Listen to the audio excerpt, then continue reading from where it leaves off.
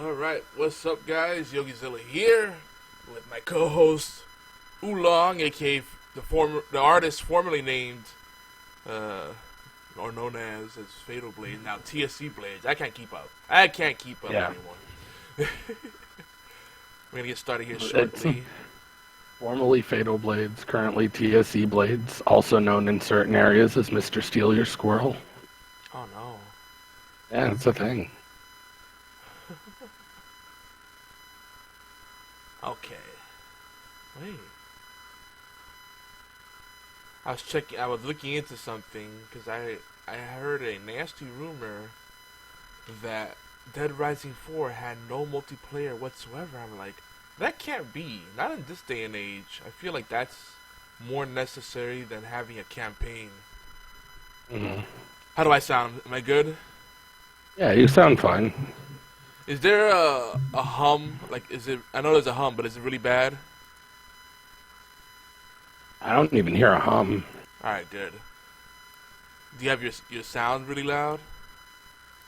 No, Oh, I don't okay. like blast my sound, but I can hear you like clearly as if we're talking, regular volume in the same room, and I don't hear a hum. So Yeah, because I get some strange phantom noise. And is it like a ground hum or? Yeah, it's just like little EMI, like white noise type of thing. So not a deal breaker, but I do like to clean it up post production. Yeah, like I don't hear it on my end, so. Alright, so that's good. That is good. I am where the hell? Don't you hate when your icons randomly rearrange? Dude, that happened to me earlier. I was looking for Discord, and I don't know where it went, and I still have no idea, honestly. Luckily, Discord was still open in my my miner tray, but my Discord icon completely vanished. Don't know where it went. Yeah, what a pain in the butt. Like, because I usually put all my stuff for, team communication and, like, streaming on one monitor. Because that's the monitor that's not my main TV, so when I'm streaming on PS4, it's on the off monitor. And my Discord's just completely vanished. I don't know where it went, and I don't think that the program removes the desktop icon while it's open. No, I just found it, actually. It just tucked itself away over on the left-hand side for some reason on my other monitor, which is where I keep a lot of my games. Freaking janky stuff. So weird. We're about to get started. Hello, all games. I know we're a couple minutes late. Hey, we're a few weeks late too, because we took a few weeks off. Holidays and all coming up. Had to do some prep work for those. Yeah. There's a lot of stuff going on, and the holiday season is always busy, but rather than taking it off completely, we just took a brief break. So people disappear completely. By the way, sad news, top of the show. Hanging with Chester is no more. If you're an All Games listener, that's one of the mainstays of the network, but they had a 3-year run. Can't go wrong with that. Can't complain. But, yeah, it's sad to see them go. That's what happens sometimes when you have a kind of a crew and one person decides to move on. It's really hard to keep it going. Heck, on this show we have gone through several iterations, so I understand completely. But I like what we got now. I think we got a good flow. Stan joins us every now and then. We get the best of the old and the new. Alright, let me do a quick sound check. Let me know if you hear this. Yes. Alright, cool. That sounded slightly distorted. Did it? Let me see. Just like You are listening to an... Yeah. like when it sounded like it was slightly up too high. Maybe up too high. Okay. So like as it started coming in towards the last high end notes right before the voice, it kind of crackled a little. How about now? You are listening. Yeah, still did it. I don't know why it's doing it. It just it sounds like the volume might be up too much on it. You are listening to an All Games Radio Network. Still too loud? I don't know. It's weird. It's still doing it, but it might just be me. It might just be me hearing it. Okay. Yeah, because it sounds good on my end. And I have it blasting. Yeah, like I said, it might be on my end. It's all good. Alright. Let's see something.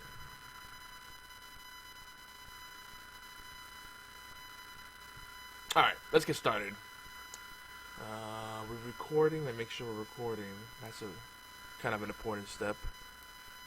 We're recording and we're live on the Twitch channel. Everything looks good. Everything is as it should be. Alright, here we go.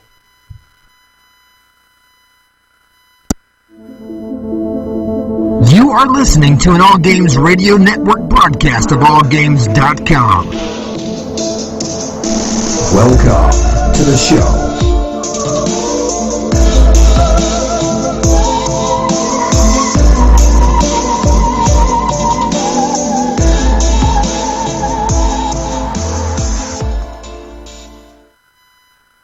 Hi, this is Normie from Knuckleballer Radio and Zombie Cast, and you're listening to one of my favorite shows on the Geeky Antics Network. Don't forget to check out the rest of the gang over at geekyantics.net. Warning, there might be rants and food ahead and possibly inappropriate behavior. Don't tell anybody though.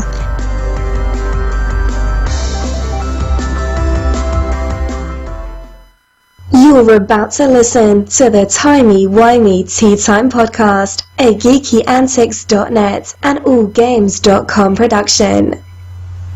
Find out what everyone's talking about. The Doctor, of course. Doctor Who? Exactly, that Doctor. Join us live at www.twitch.tv/geekyantics. That's GEEKYANTICS. Hang out with us, ask questions, laugh, and have at it. We can't wait to hear what's on your minds and hearts. Tiny, whiny tea time.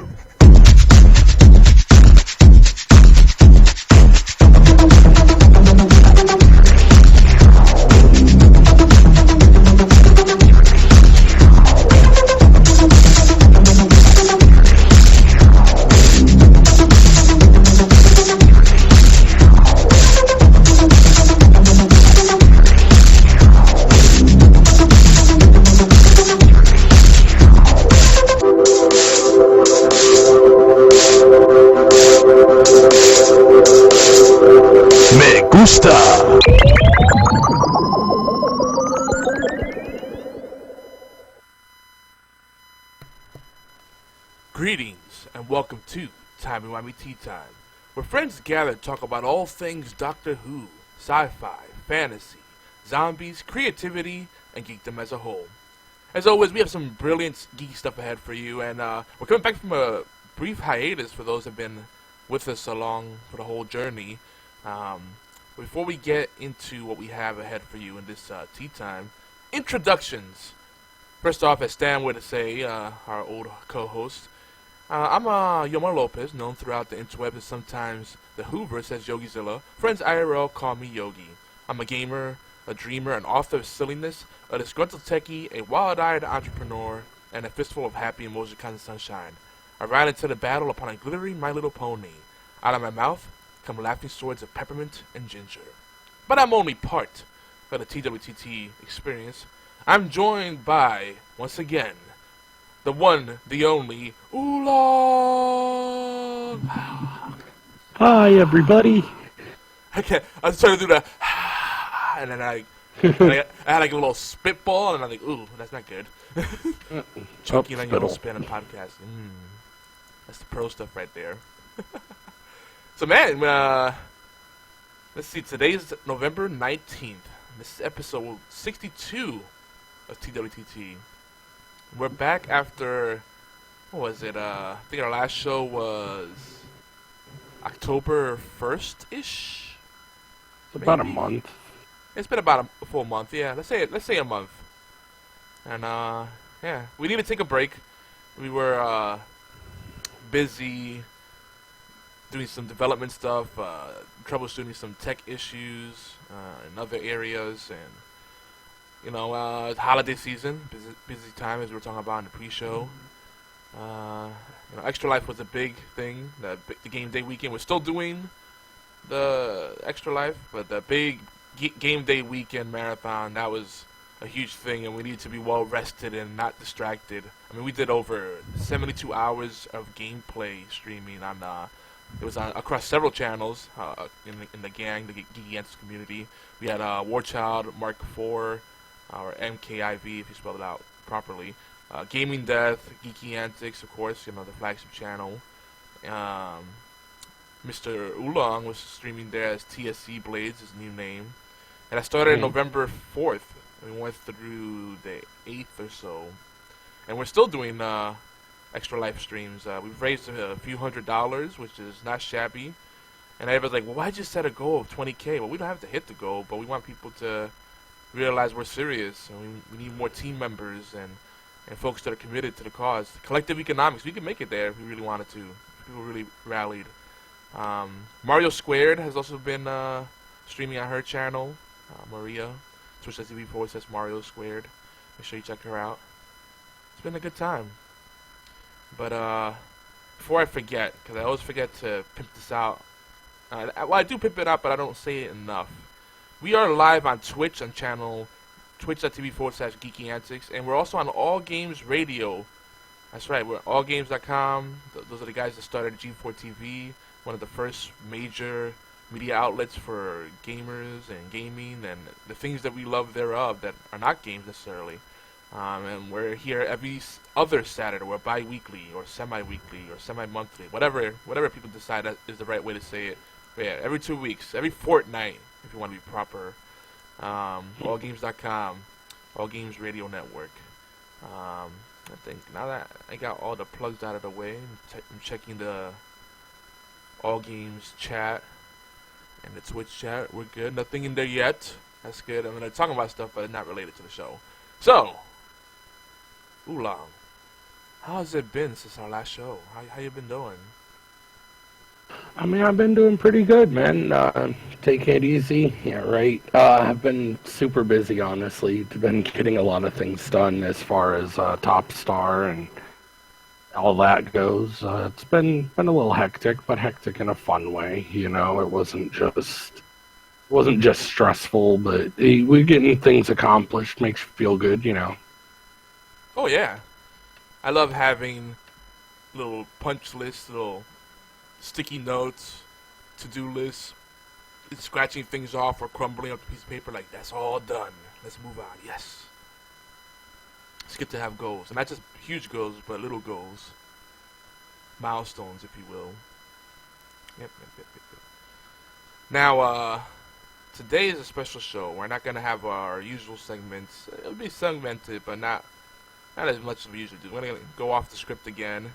Kind of like we did the last episode, which is episode 61, if you're keeping track. And we're going to talk about a lot of video games tonight. Oh, today. I'm used to doing shows at night. I'm like, tonight? No, today, because it's the afternoon show. It's a whole different vibe. And we do keep the show clean, so feel free to bring your friends, your conservative friends particularly, Christian friends, your kids, bring the whole family. We keep it clean. We try to keep the themes accessible for all. So what is Timey-Wimey Tea Time? If you're new or newish to our Tea Time, you may notice we don't talk much Doctor Who, and especially now, there's no new Who until next year. Though we are getting a Christmas episode. We're getting a Christmas special. You excited for that? Kind of. So it's weird, because as you know, we're not getting another season, but we're getting a Christmas special. So, and so I'm hyped, but it feels like, I don't know, I feel like it's out of sync. I've kind of I've been out of the loop now, because there isn't a season this year. Are they going to act as if a season occurred? And we're going to get fed some information, or is this just going to be like a, oh, hey, surprise, you've got nothing really for you. Like, we're just going to pick up as if this last year didn't happen. You know what I mean? Yeah, I think instead of it being a one-off or like an end cap type of episode, it's going to be a good lead-in. Go off that Christmas special into the new season. So. Yeah, but then it's going to basically leave me with a cliffhanger that I've got to wait, a whole nother year for. And it's like, well, I just waited a year and I got nothing. It's hard for me to convince myself I want to wait this next year. Well, I think they said they're going to release the new season in spring instead of fall. Okay, that wouldn't be so bad. Yeah. It would be crazy if we have to wait all the way to fall of 2017, a year from now. Oof. Yeah, that would be rough. That's what I thought they were doing. No, I don't. Yeah, I think they're going to change the kind of cycle altogether. So it's going to be interesting because let's say worst case scenario, realistically, I don't think they could push it till next fall. They'll lose a lot of the hype and momentum they built up. So let's say worst case scenario, they do it second quarter 2017, around let's say April, May. So the Christmas episode becomes a bit of a stopgap. Okay, I could buy that. But waiting till fall, like September, oof. Yeah, I don't think that would fly.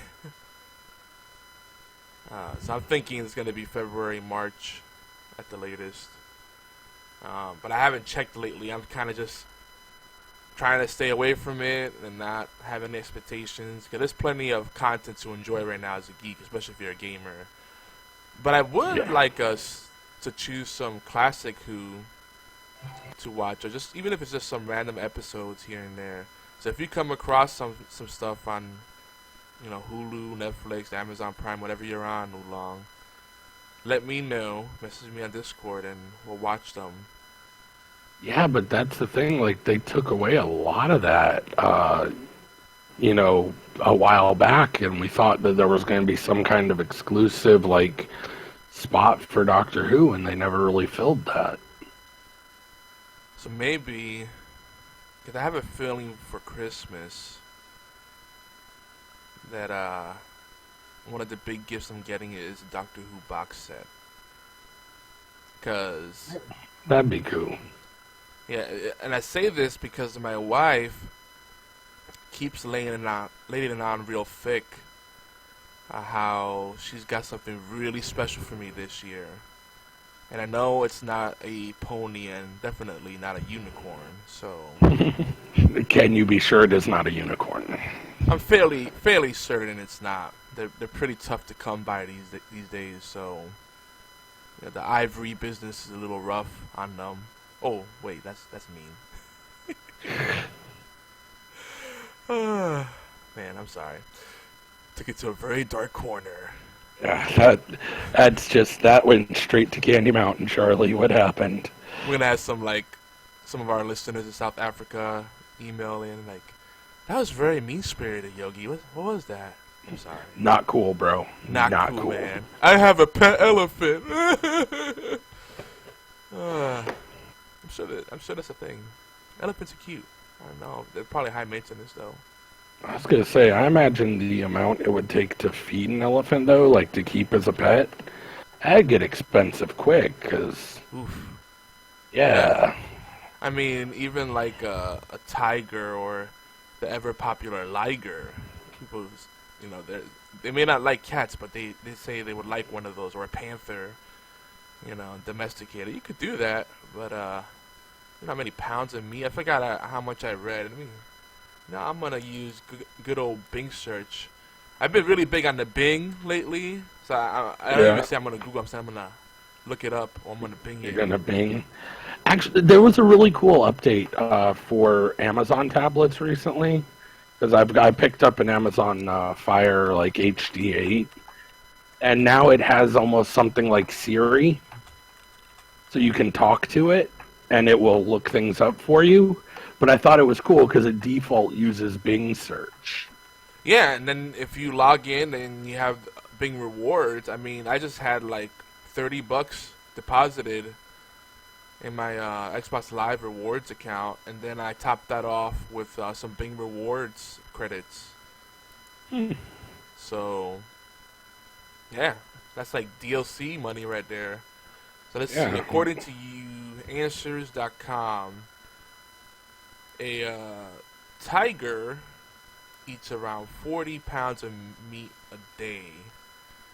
And a Siberian tiger could do 70 pounds. Wow, that's a lot. That's going to be an expensive day. Like, you got to think you're getting like quarter cow, and feeding them a quarter of a cow each day. Yeah, and not to mention like I'm a big red meat guy, and I know it's probably not the best thing for your heart, but you know, lately we've just been keeping it simple and sticking to chicken because it's cheap.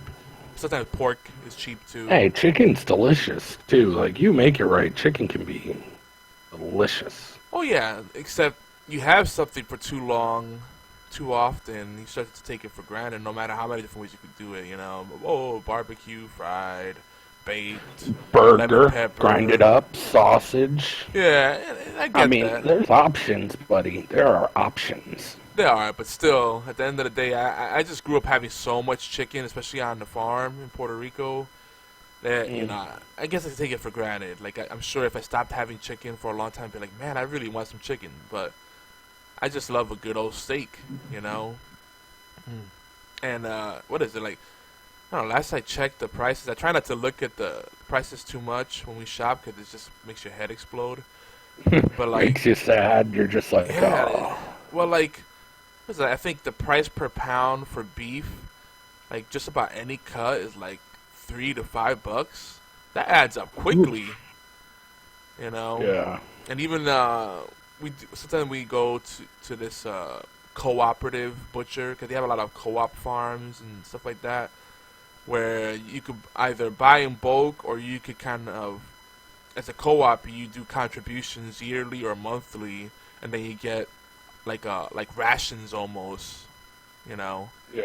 And you come back with a lot of stuff, and one of the best investments we did is we have the deep freezer now, so we can buy that stuff in bulk and stock up, you know, whenever there's a sale, stock up in large quantities, you know.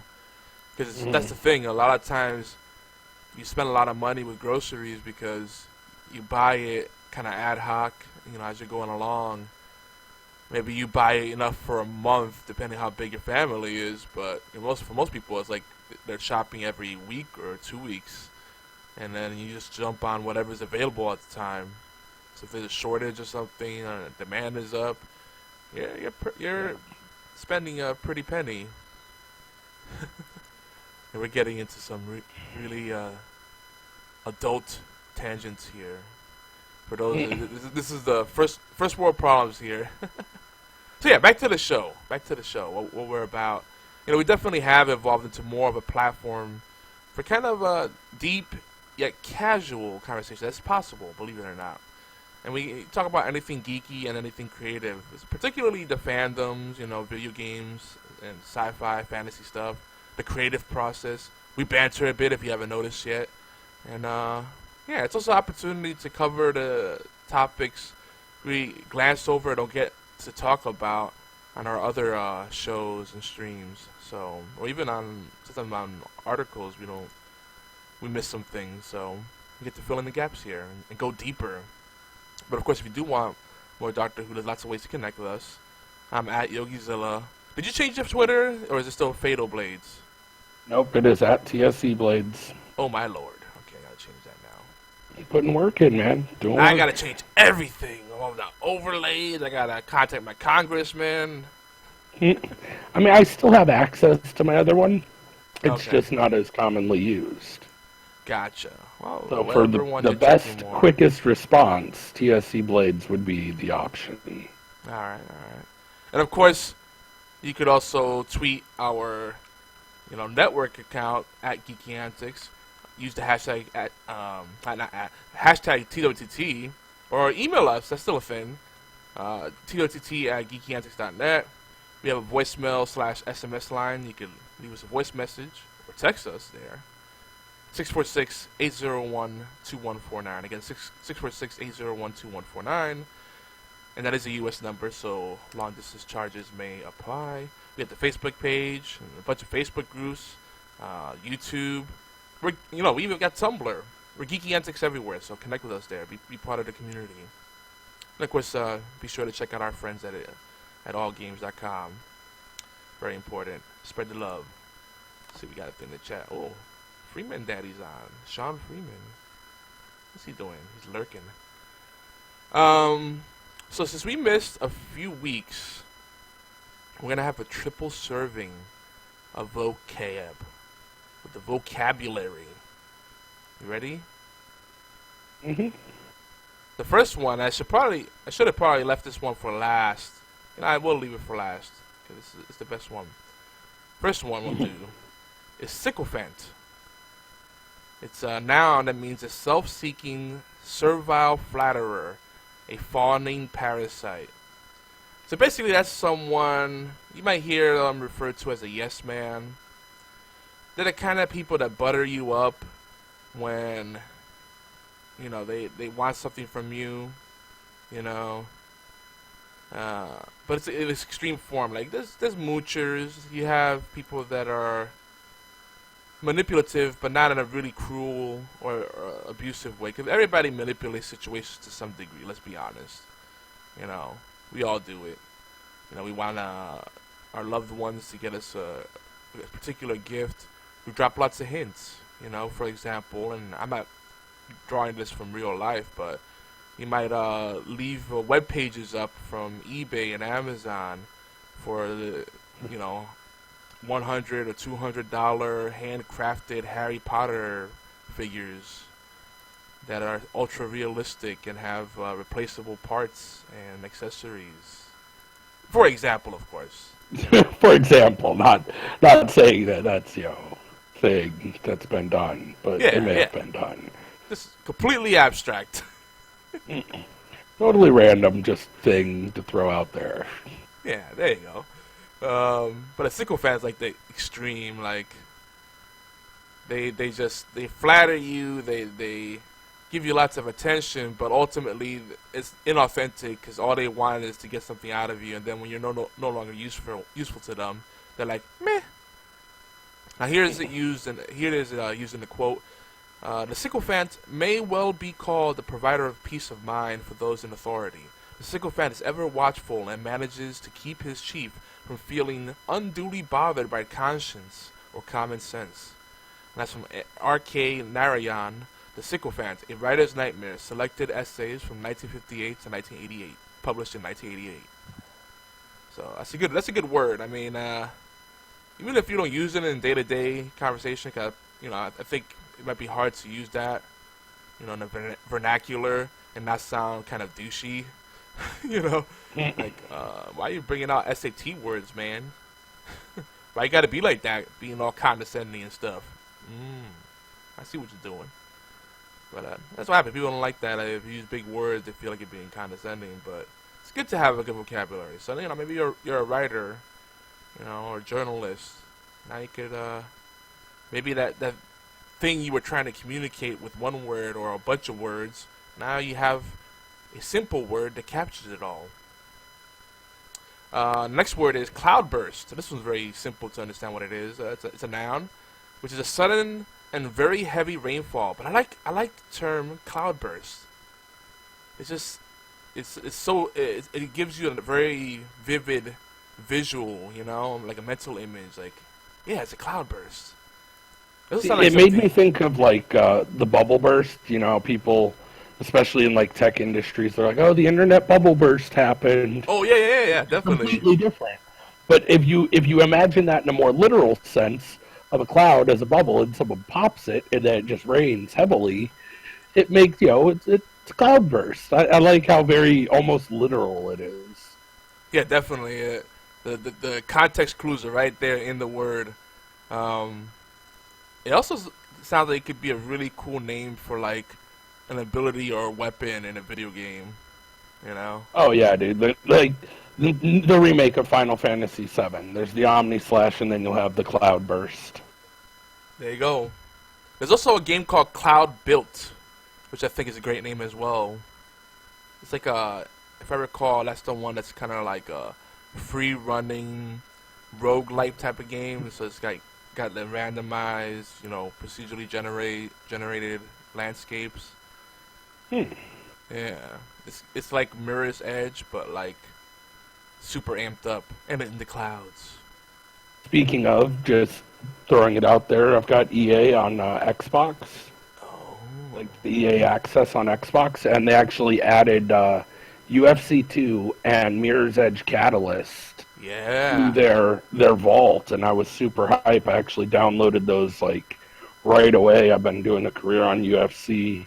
Looking forward to playing Mirror's Edge Catalyst. Pretty heavy. I'm gonna have to clear up some space because I think I'm getting to that point where it's back to musical chairs or cleaning out the fridge, as people say. And I'll install UFC 2. I know Obi wanted to play it with us, and I think I'll give Mirror's Edge campaign a try. I don't think it has any multiplayer, but that game was only released like what? It does? No, it doesn't. It's single player only. But it's so good. Like the first one, I haven't even started the sequel yet, but I played the first one a lot, and it was really well done. Like a lot of the fun free running and building of the first one. I'm really excited to see what they did with the second one now that we've got the advance in graphics. And I mean, it was graphically gorgeous for its time. Yeah. The first time around. So this is playing up on that parkour obsession that everybody still seems to have. Not as much as it was. Not as bad except as it for was. Call of Duty fans, they're not feeling it. They want boots on the ground. Yeah. And we're gonna get to that. I have a feeling we're gonna come back to that as we discuss video games today. Oh I gotta try out the campaign. It looks really good, and that game, it's still pretty new. It was only released like what, 6-7 months ago tops. Oh yeah. It's still pretty fresh. So I was really happy when I saw it in the vault. Yeah, I'm still kind of sad though that they didn't. Titanfall 2 did not. They said they're not gonna put it in a vault ever. The developer said no to EA on that, and they said they didn't even do the 10% discount on pre-orders. So it seems like a missed opportunity. That's a great game, and I think more people need to give it a try. Anyway, Cloudburst, using the quote, "I wanted to leave earlier because one fellow had brought jazz records, and jazz drives me up the wall. But it started raining, a real cloudburst. The skylight started leaking, and we had to put pots and pans around to catch the drips." That's from Lillian Jackson Braun. That's a great name. It's very authoritative. It's a great name, Lillian Jackson Braun. I mean, that's a name that if you read it, you just gotta like say it seriously, like Lillian Jackson Braun. I don't know, something like that. That's how it plays out in my head. And from her work, The Cat Who Lived High. Oh, I'm a fan already. She said The Cat. That's it. You had me at Cat. And that was published in 1990. All right, and our last word today is Rip Snorter. Yeah. How great is that? It's a noun. It's informal. It refers to something or someone remarkably good or exciting. It can also mean something or someone exceedingly strong or violent, like a rip snorter of a gale. Here it is in context. Just how good a year was it for stocks? By historical terms, it was a rip snorter. That's from Manuel Chiffres, I think is how you pronounce it, or Chiffre. 1 year winners, the risk takers. From Kiplinger's Personal Finance, September 1989. Rip snorter. This is one rip snorter of a podcast. See, I'm so used to hearing it in like Wild West films. Yeah. You know, that's a rip snorter of a hoonanny. Like, what? It's not a hootenanny, it's a shindig. Or what's the other word? No, it's not hootenanny. It's not shindig. It's a. What was it? I know I got this quote from somewhere. They were debating like, not a hootenanny. It's a. Gosh, a hold down? No, it was another word. It's like, I don't know, let's just call it a party and be done with it. Speaking, we're going to transition right into our geeky musings today. Because speaking of Western settings, Westworld, the show, might as well talk about this. We'll talk a little bit about what we've been watching, especially since our last podcast. Have you watched this at all, Westworld? No, I haven't. I haven't caught Westworld yet. I think it's right up your alley. Because it's like Dot Hack, or more recently, Sword Art Online, you know, full dive, MMORPG type of experience, but in a Western setting, right? But I get the distinct impressions, and some people do not like this comparison, but I feel like it's HBO creating another Game of Thrones. To fill in that kind of dead period between seasons of Game of Thrones, you know?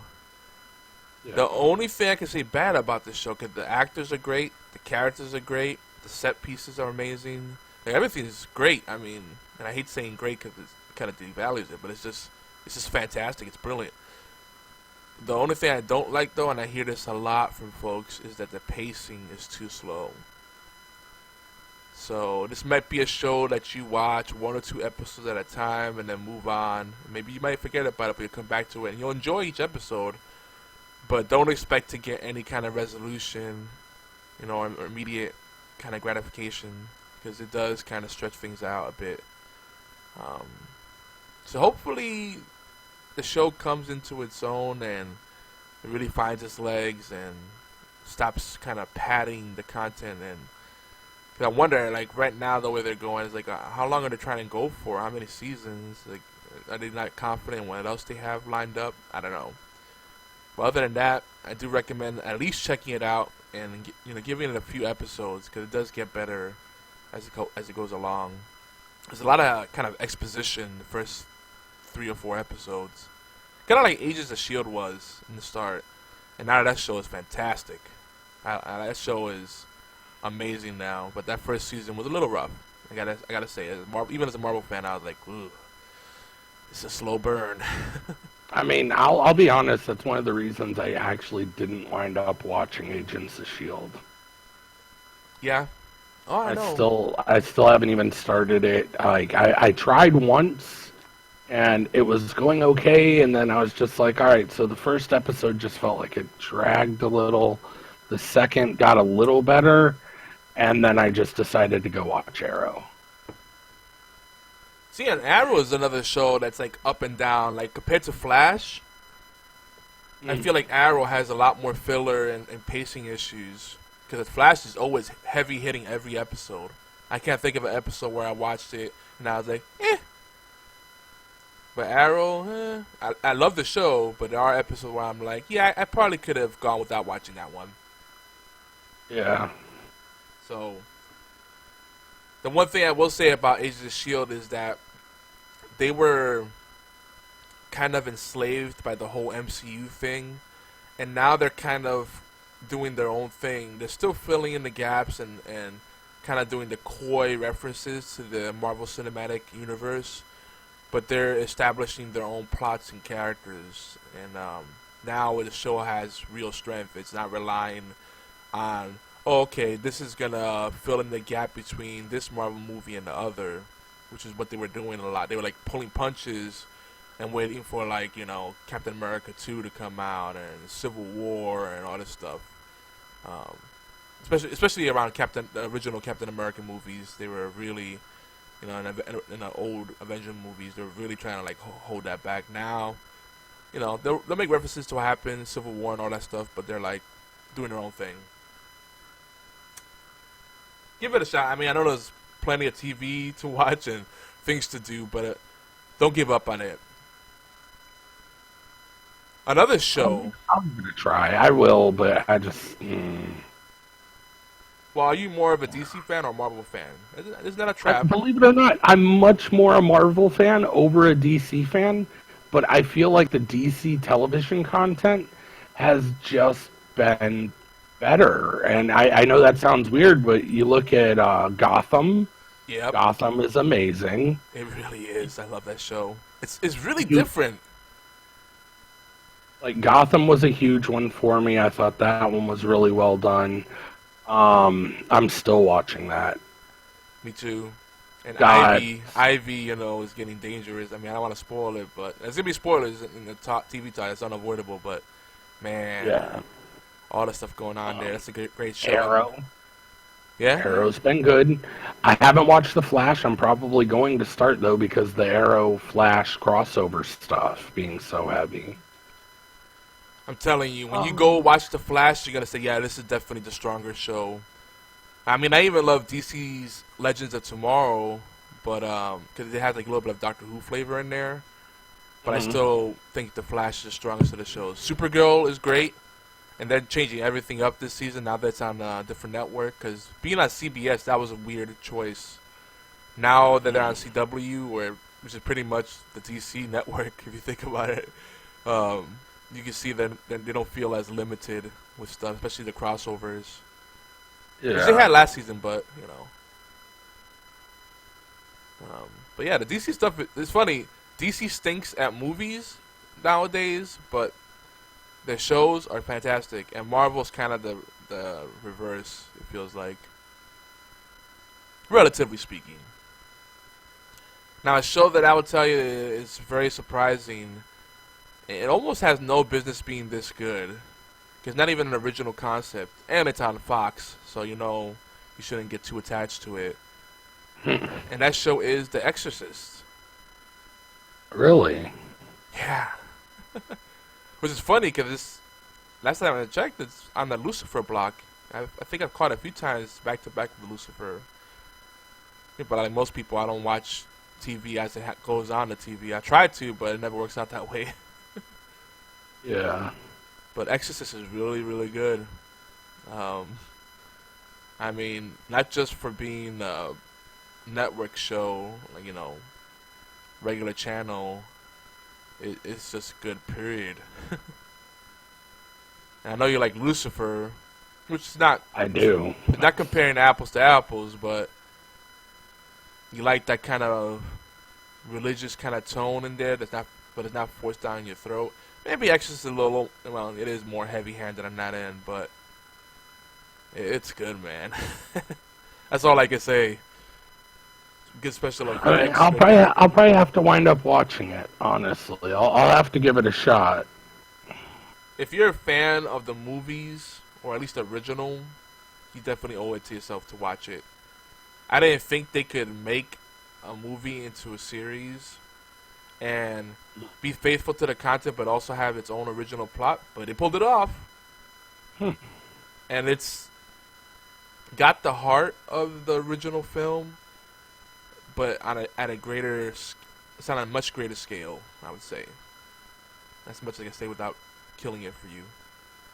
But I don't want to oversell it. Give it a shot. Let me know what you think. All right. Of course, everybody's swooning about The Walking Dead, and it's a great show.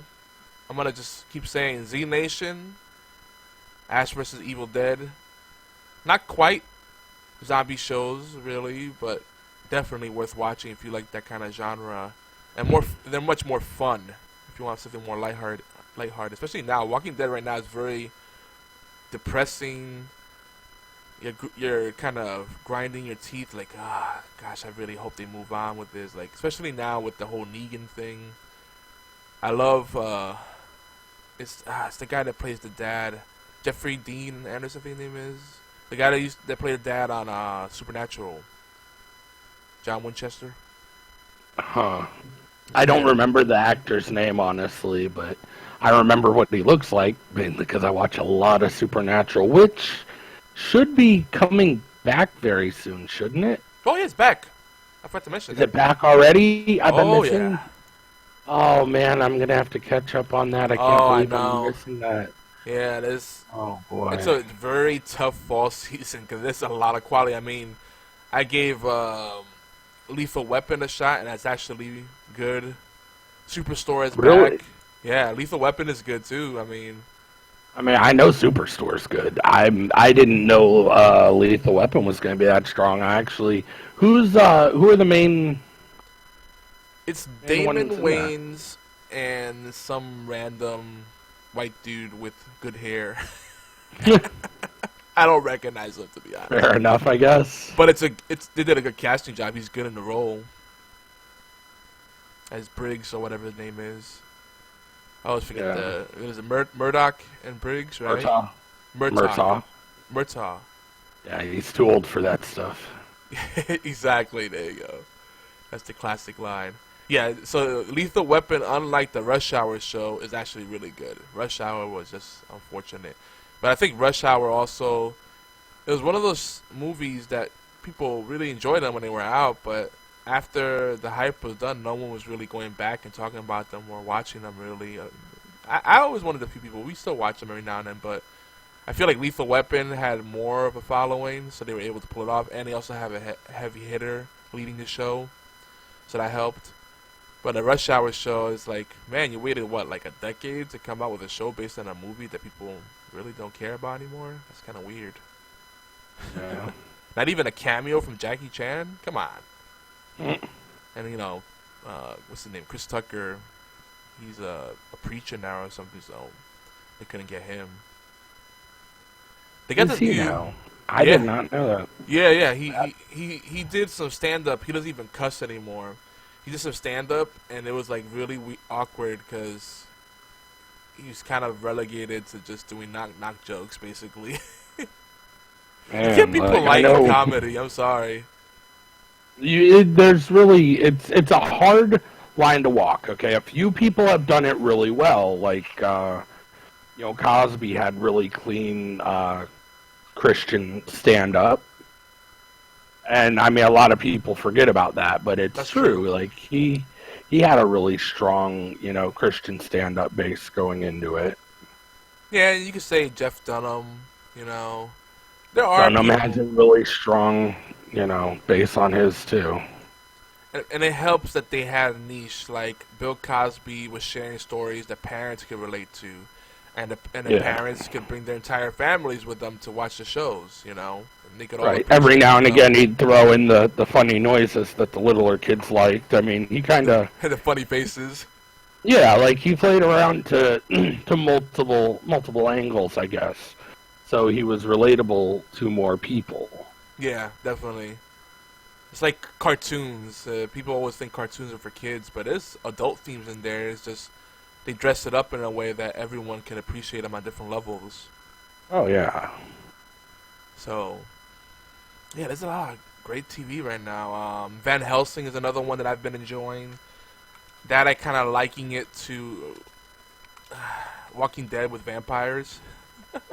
But it might be unfair to the show because it's its own thing. Though, what's surprising about it, it's only Van Helsing and the namesake, and the fact that it's vampires, and that's about it. It's not what you think. You would expect there to be like hunters and all hardcore action. It's more drama than anything else, much like the Walking Dead.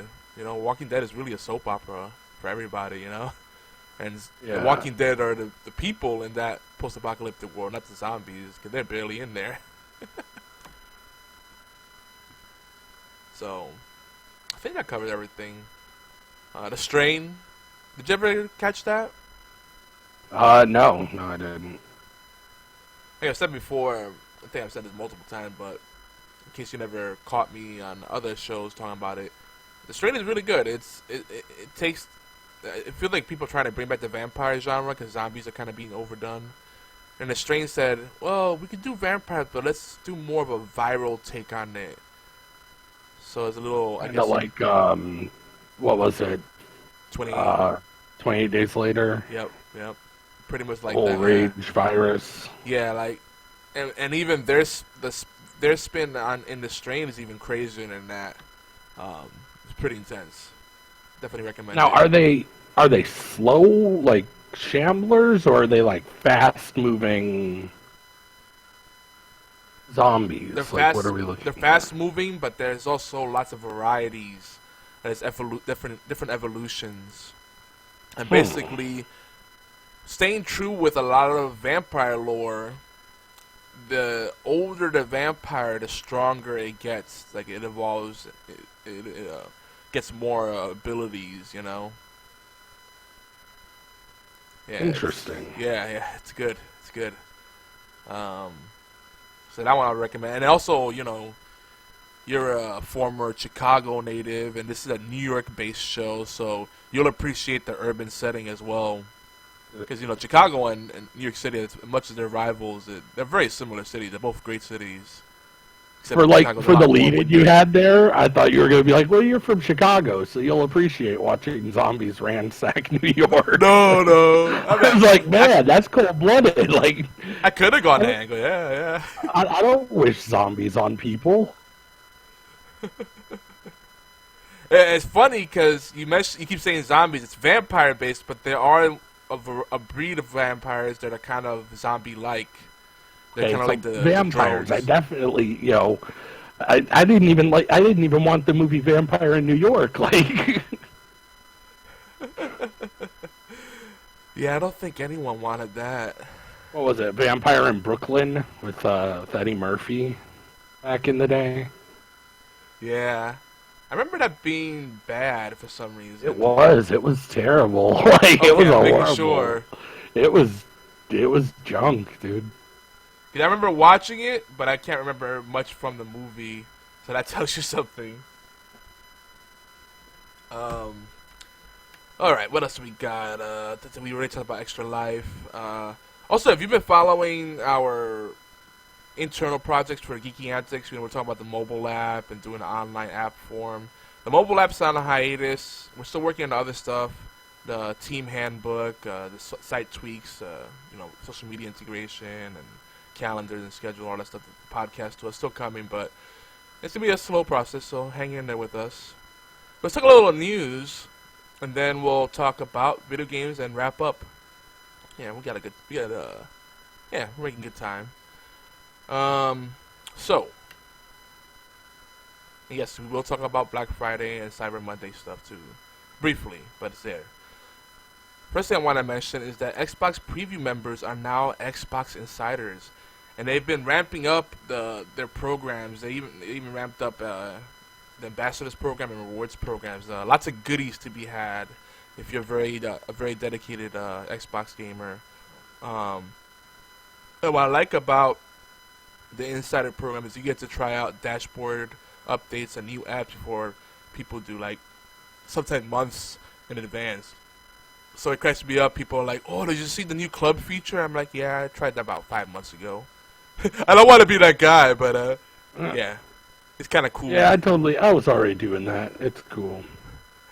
Well, one of my peeves is when, like, I have close friends, right, and they know that I run a media outlet, and we have people that write articles for us, and we're legit. We get press passes to events, and we get press releases when things are gonna come out. Maybe, you know, we get first dibs on a lot of stuff. We're not IGN or Giant Bomb, but you know, we're usually privy to stuff well before the average consumer, you know, especially for gamers.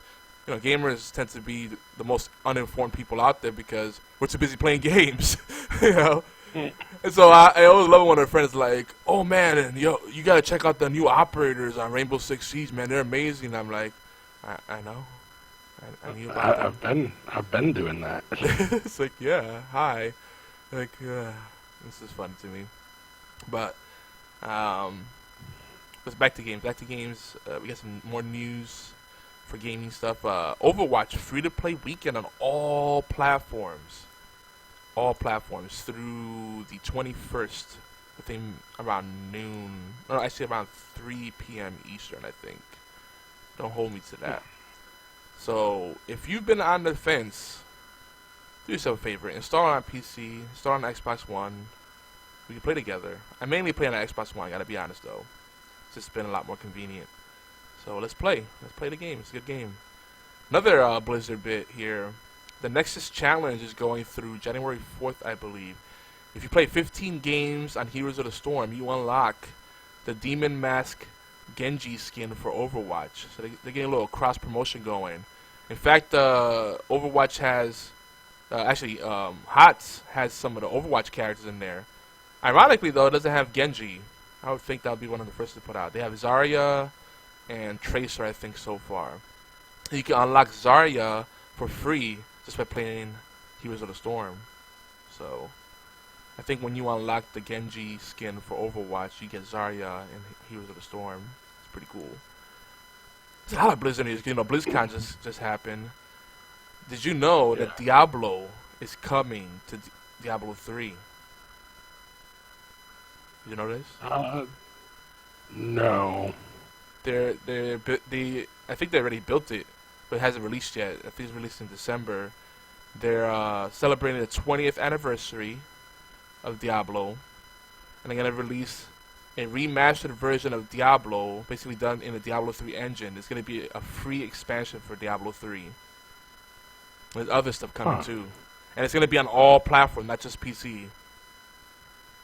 Pretty sweet, huh? Well, that explains a little bit. I know there's been coding in the background of World of Warcraft for a big Diablo 3 event they've been trying to get ready. So it makes sense now that they're doing that, especially if there's going to be a remake of, a new Diablo 3 basically revamped. Hopefully it'll work better on PC the first time around for this. So I'm pretty stoked for it. That would be ideal. I'm stoked for it because I have Diablo 3 on PC and Xbox One, and I've been hoping people would come back to it because by now a lot of people are done with it, especially on console. They played, they beat it up a gajillion times, and they're like Paragon 1 billion or whatever, but super overpowered. Yeah, so like even if we do group it together, it's not fun. I don't like playing with the super overpowered people because then it's like there's no challenge. So this hopefully will revitalize that community and get people playing it again or trying it out for the first time, and then I have people to party up with. Yeah, that's a fun game with friends. I'll do it solo, but not so much. Speaking of free-to-play weekends, Elder Scrolls Online is also doing a free-to-play weekend this weekend, which is unfortunate. It's a big game to have overlapping with something else. I mean, you can play Overwatch in small doses, but still. But it's only on PS4 and PC, which is no cross-platform, so it's not because of that. It's just, I don't know, for some reason Bethesda or ZeniMax decided to do it on those two platforms. And the Xbox One, they'll be announcing the free-to-play weekend on that soon. Now, I know a lot of people have been talking about Nintendo. The Nintendo Switch was announced while we were away from this show. Very awkward launch. It hasn't launched yet, but it's like the lead-up, really weird. Like doing a big reveal, cheesy video, not really showing it off in action. It's all kind of prototype stuff. Months before it comes out. They're still saying it's going to be March 2017. I don't know. Like, why didn't they start hyping this up for real? But, have some real lead time. They're not going to capture the holiday sales. I don't know. I know they're not trying to compete directly with Sony and Microsoft, but it seems very off. But it did release something for the holiday season, which is pretty crazy. The NES Classic is basically the original NES console with some tweaks to it, so you can use the Wii Classic controller on there, and it's got games built in. I think it comes with like 80 games or something. All the ones you would expect, except for the Konami ones, because Konami's too busy making pachinko and letting their licenses go to waste. Oh gosh, Konami. But people are really going crazy over this thing, as if they don't have other ways to play those old games. I mean, how many times did Nintendo re-release their old games? I mean, they milk that stuff hard. Yeah. It's $49.99 retail for it, but they're doing what they did with the Wii and controlling the demand by controlling the supply. So everybody wants one because they can't get one. So other people are buying them up in droves in small towns that don't really have the market.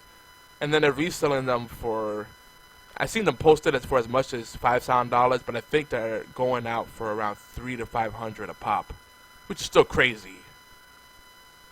Yeah.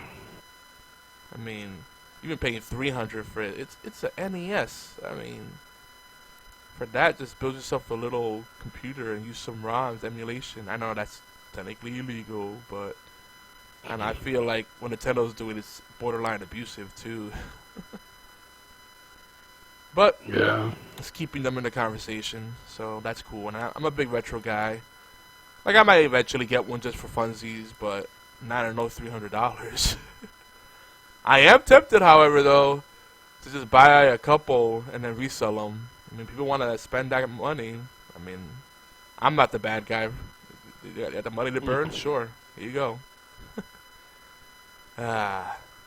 Lycan, what's up, bro? We're doing alright. Talking some video games and news. So let's talk about Black Friday and Cyber Monday deals. This is the stuff that's on our radar. At least on my personal one. And I'm thinking some of the ones you're thinking about you would buy if money was not a price. Or maybe that you will buy, you know. I'm not, it's a lot of games. And I'm not probably going to get anything else other than what Santa will bring me. But as far as video games go, I personally think everybody should have these on their radar. Titanfall 2, Gears of War 4, Doom, Overwatch, Battlefield, Watch Dogs 2, and Dead Rising 4. Just to name a few. Now, I'm particularly strong on Titanfall 2, Doom, and Overwatch. And Gears of War 4 as well. Watch Dogs 2, the jury's still out on that. I hear it's better than the first. And it's got cooperative multiplayer, which they had to disable at launch because there were some server issues. Surprise, surprise.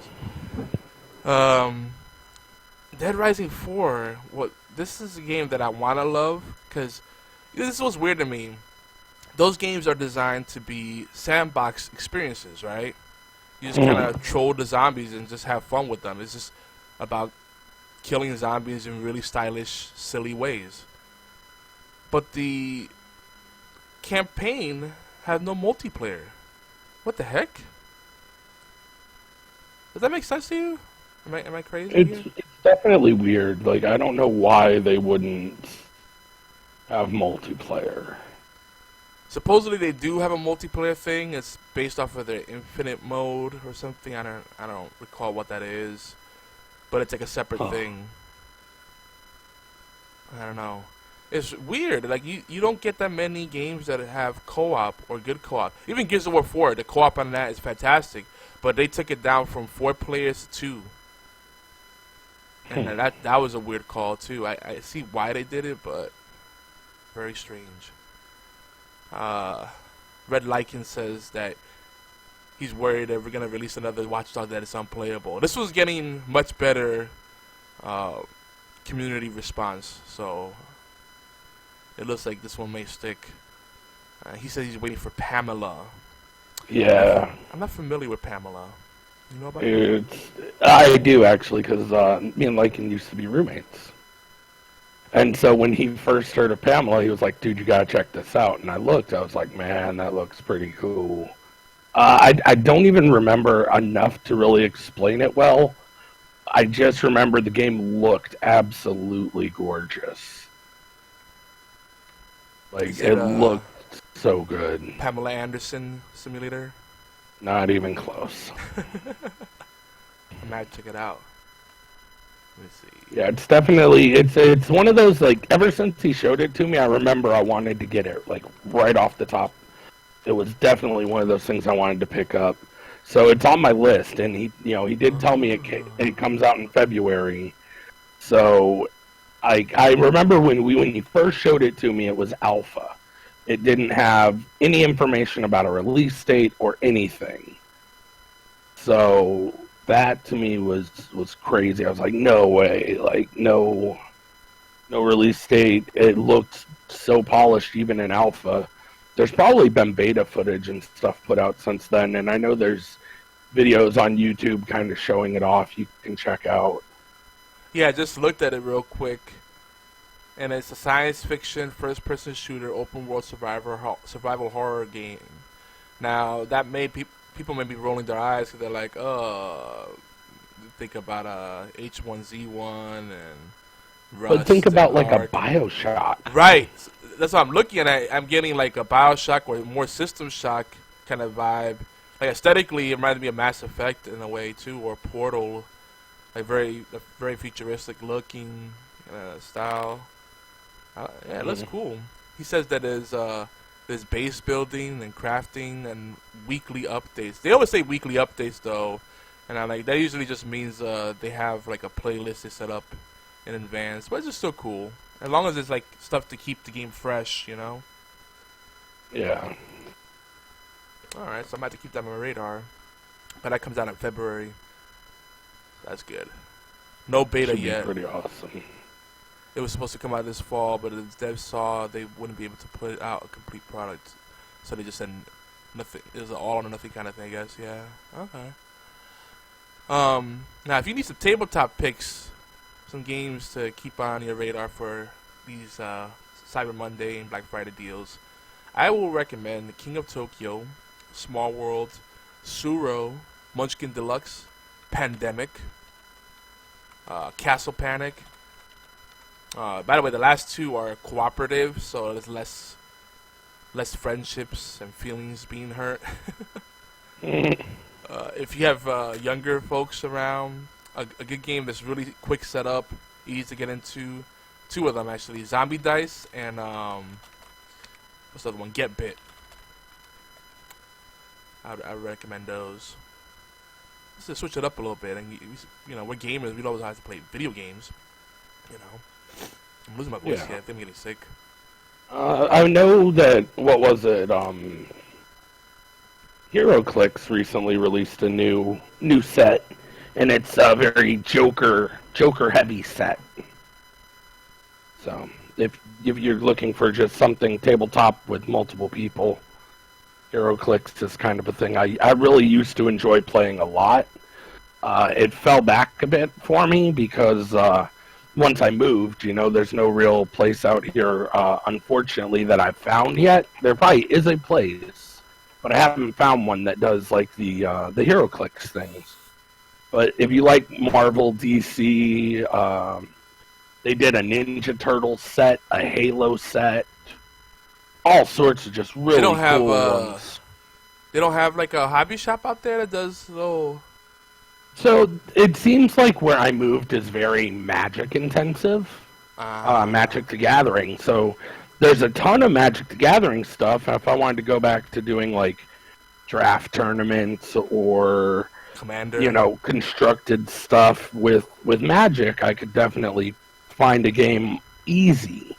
But it's either Magic the Gathering or Warhammer where I'm at. And Warhammer's too expensive to get into, and Magic's kind of one of those money sinks too. So all those minis you have to get, and then building landscapes and detailing them. Yeah, that's a whole. Yeah, painting them, and it's a lot more than I want to invest into as far as Warhammer and Magic. I mean, it's a bit of a money sink, unless you get some just really ridiculous good cards that go up in value over time, but. It'll cost a lot to get into Magic again, especially since I've been out for long enough that I would have to buy across 2 sets just to play Standard. Magic basically at any time 6 sets are active. Magic, I hate to say it, as much as I love TCGs, and Magic, of course, is one of the best ones out there, but it does come down to who spends more a lot of the times, and that's the one thing I don't like. Now, sometimes you get really cool groups. Like back when I was in Tennessee, we had this really awesome place. It's closed since then, called Heroes, but they have a place called Frontline. Those guys have really cool groups, so you can talk and work with people, and sometimes they'll be like, here, you can borrow these cards for the event, for Friday Night Magic or a tournament. They'd let you borrow cards to help fill your deck out. And if you've got a cool group like that, that's awesome, but that's not everywhere, Or you just play the formats where it's limited and there's cards they don't allow, or you play play draft. Play sealed drafts and stuff, or pre-release sealeds where everyone's on an equal playing field and it's just luck of the draw what you get or how you build with what you have that determines just how strong your play is going to be. I like just doing like a ghetto format where you buy a battle pack. They come with a twin pack, So there's two decks ready made, and then you get a few boosters, and everybody picks from the pile, you know. Yeah. And then you like supplement that core deck with whatever you pick up from there that's good. You know, that's kind of a way to do draft. You know, kind of a house rule style. But a card game that I think is also really fun that is less expensive is Flux. And I recommend that too if you haven't tried that. In Flux, the rules... Flux is pretty fun. Yeah, and the rules always change. They're always in Flux. It's great. I thought you were going to say Pokemon TCG Online, because I've been playing a lot of that. Hey, you were talking about that. I haven't checked it out yet. Card.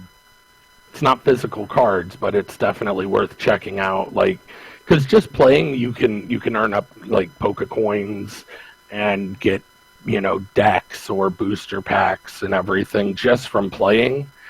So it's not got like a heavy real money mechanic, you know.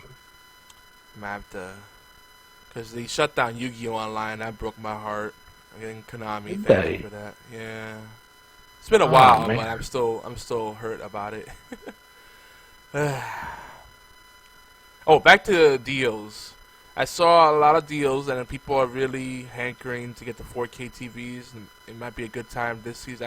I still say hold off on them unless you're really in the market for a TV. But I saw a bunch of people that had deals. You know, Best Buy, of course, like 49, 50-inch TVs. You know, nice ones like 120 hertz, 240 hertz, under $600. You know, so it's a good price. And like I'm talking about, like OLED type of TVs, like, you know, good TVs, not like the models from like 3 to 5 years ago. So yeah, I mean, I've always been more of like a Cyber Monday person. I don't like going out and dealing with all the chaos. Oh yeah, it's madness. As a family, we pretty much decided not to do it anymore. Every now and then we'll go out and tackle it as a family, but you know, we could pretty much cut back on that. We try to stick to online as much as possible, or just buy gifts throughout the year. Yeah. By the way, folks, Ubisoft is celebrating 30 years in the business, and they've been doing free games every month on PC, and there's an app for that too. There's an app for that. And there's an app for everything. There is an app for everything. But this month on Uplay, you get Far Cry 3 Blood Dragon for free. So, there you go. And the last headline I wanted to cover, I'm going to skip some of these other ones, is about a Chinese woman, age 24, who finally reconnected with her parents, who thought she was dead because she was missing for 10 years. So she ran away from home when she was 14. Never made contact with her family. And I think it was all over something where she asked her dad to give her money. I don't know for what. And he was like, "No, I think you're lying to me." And he's like, "Fine, I'm leaving. YOLO." And it turns out the way she was able to survive on her own was working in internet cafes. But not the way you think. She wasn't employed by them. She had clients, and her clients were people that paid her to play games for them. Games like Crossfire, and I forget what else she was playing. So she just did, like, you know, the cliche Chinese gold farming and leveling up people. And what's even crazier, when she wasn't at the cyber cafes, she also frequented public bathhouses. And that's pretty suggestive. Not gonna even get into what that was about. That's just crazy, man. I mean, family drives you nuts, but to completely ghost them like that, that's, I don't know. There has to be something really bad in place. What? Oh, you didn't give me money. I'm out of here. What? The entitlement. I guess that's not just an American thing. It's a worldwide thing. You didn't give me my allowance, and I wanted to buy that thing. Boo. I'm out of here. I'm leaving. I don't love you anymore. I hate you. Oh, that thing. That thing. That thing that they want. Everybody has no, that thing. with the stuff. That thing with the stuff. Yeah. With the shiny stuff, and it's really nice stuff and really cool stuff. Like it says, his first retail job was at Best Buy, and his first day was Black Friday. Oh my lord! Oh, that's rough. It was the year that PS3 came out. And he said he was lucky his store was attached to the mall. And the next Best Buy over, someone died. Yeah, that happens every year. People getting trampled. And, the stores are partly to blame because a lot of them don't do proper systems, creating lines. People have to line up, and it's not. You don't do this crazy mad dash kind of thing like Walmart's been doing it, where you are limited to different departments at a time. And you have to line up for those departments, and then they tell you when you can step up and ask for what you want. They've done a bit of fixing that, though. Well, yeah, but the problem still is that the stuff that's really worth getting, that's really on a good deal, they always have limited quantities, like 3 of them. And then people are fighting, I grabbed it first! I was here before you! And, oh my lord. It's disgusting. That's capitalism at its worst. And, they've been fixing it, but it's still pretty gross. Like, the few times we've been out to Black Friday in the past few years, we saw enough to be like, yeah, we really shouldn't do this. Let's stick to the online. But, anyway. So let's talk about the games we're playing, unless you have some news you want to throw in there. No major news at the moment. Alright, so I'm going to start off with Overwatch, since it is free to play weekend on all platforms. Have you been keeping up with Overwatch lately? Like, I know you have it on PC, right? I have it on PC. I haven't really kept up with it that much, but it's just, I know, like, I followed a lot of the Sombra stuff. Yeah. Because, anytime someone puts a bunch of code stuff into a game, I'm going to follow that and keep up with it. Yeah, Sombra's really good. It's kind of like what Reverse Flash is to the Flash, where they're not completely opposites, but they definitely cancel each other out. Mm-hmm. She's a pretty good counter for Tracer, because she could hack people and disable their abilities. She has the EMP that does a wide area effect, disabling of abilities. And Tracer, without her dash and rewind, she's pretty much poop because she's squishy as heck. And she also, Sombra is actually, Sombra is Spanish for shadow or shade. And she speaks Spanish. I kept checking my game, why is my game in Spanish? Oh, it's just her. She talks in Spanish. That's pretty cool. Oh, it's just Sombra things, Yeah. She's a cool character though, 'cause she kind of does something similar to what Tracer does, where she kind of bounces around a lot, but instead of doing teleport dash kind of thing, she has a teleporter she could drop somewhere and then teleport back to that to kind of confuse enemies. So that provides some some different opportunities on how to play. It's pretty neat. She can hack even health kits, so enemies can't use them for a while, which is really awkward when you make a mad dash to a health kit. You're like, I got the health. Oh no, I don't. Then you die. I got this. I don't got this. I don't got this. My body's not ready. They also have the arcade mode. That's really good. And now, one of the biggest things that I found a problem with is that you couldn't earn enough loot boxes. Heroes of the Storm addressed this too. There's more rewards across the board. People need to have that sense of progression. No matter how much you love a game, there needs to be some kind of reward or incentive or progression system in place outside of just ranking. So they got the loot boxes in there, and then in arcade mode you can earn 3 additional loot boxes each week, and then it resets, I think, on Monday or Tuesday. And and then you can earn a loot box each time, the first time you win in each mode in there. So arcade mode has 4 or 5 different playlists, including a 1v1 mystery duel format. I think they're gonna change every week. It's got 3v3 elimination. It's got the 6v6 brawls and all kinds of crazy stuff. You also missed the Halloween event, man. Junkenstein, that was great. Huh. I wish I jumped on there earlier because they had a lot of cool limited edition skins you could grind out. But I didn't get any of them. They had a witch, Mercy. Oh, so cute. Totally bae. Yes, I'm saying that ironically. I understand people hate the word bae. It's a pretty silly word. She's waifu. Let's just say that. She's waifu. Waifu. And now, this seems like such a weird thing to report, but now all Blizzard games have integrated voice. Yeah. Yeah, but it's not good. we gave it a try playing some WoW, and we were like, maybe it'll be okay, and it wasn't. It was just bad. The console voice works alright. Because that was something, that was another weird thing with Overwatch. It kept taking me out of it.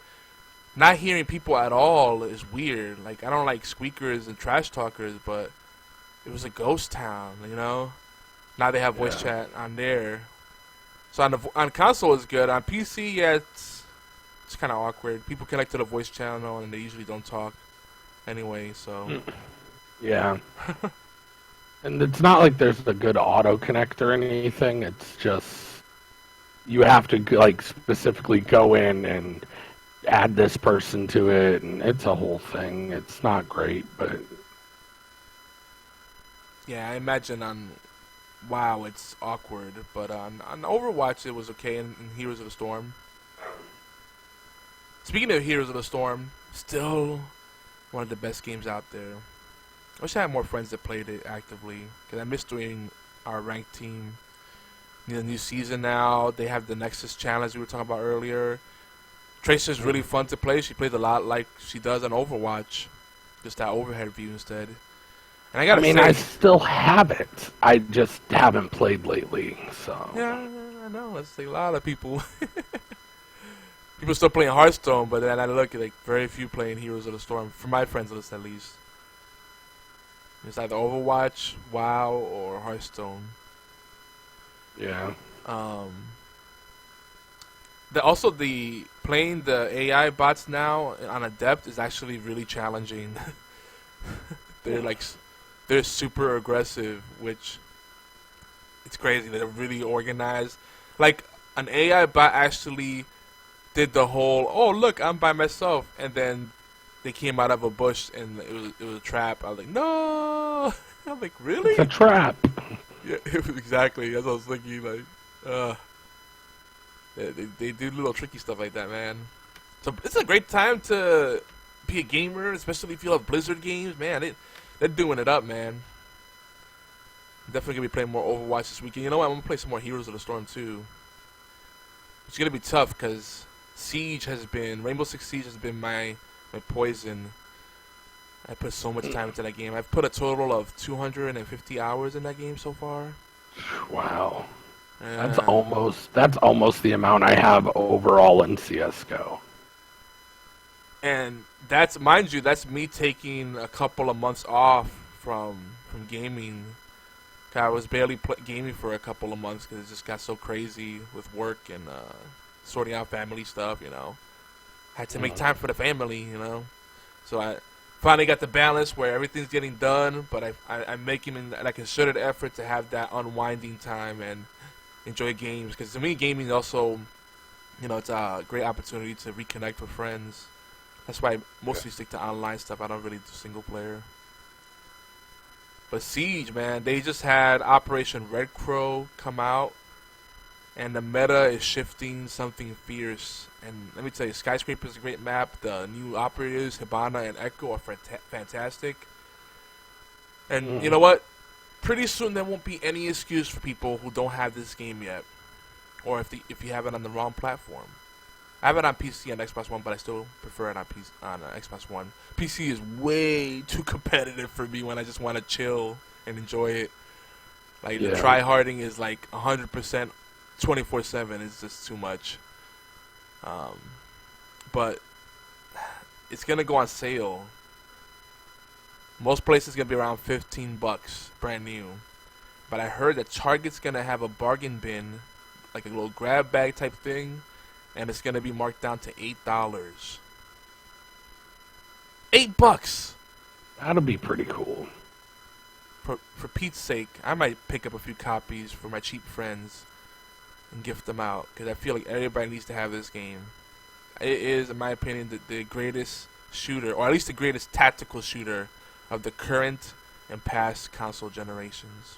That's how much I love it. But I'm a little biased because I love the Tom Clancy games, and I also just like that slower pace, very deliberate, meticulous style. Just tactical shooter. It's team oriented, it's objective driven, not just about KDA or jump style snipes or who could do jump challenges or dipsy do dunkaroo, which, okay, I'm sure there's a place for that, but not for me. First off, I'm going to give props to anyone who can do dipsy do dunkaroo, because I have no idea what that is, but if they can do it, they get props, okay? Yeah, it's the dipsy do dunkaroo is even more OP than the no scope 360. Just saying. Man. Yeah. It's just elite like that. It sounds like it. So Rainbow Six Siege, folks, especially for my friends out there that are listening, I'm tired of people saying, "Oh, we don't get to play anything anymore." It's like, well, you have the wrong game. You have the wrong game. I'm playing this game at least 2 to 3 hours a day. That's where I am. It's not that I'm not playing games. It's just you got the wrong game.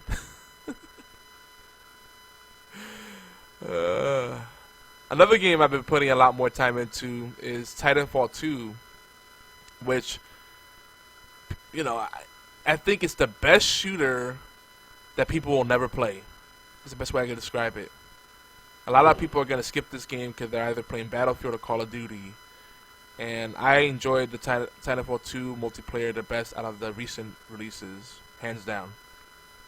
And it's funny, too, because it's the complete opposite of what I just said. It's definitely not slow paced, and it's definitely not boots on the ground. There's some tactical in there for sure, but it's more run and gun, fast paced, madness, Twitch based kind of shooter, Yeah. But I enjoy it.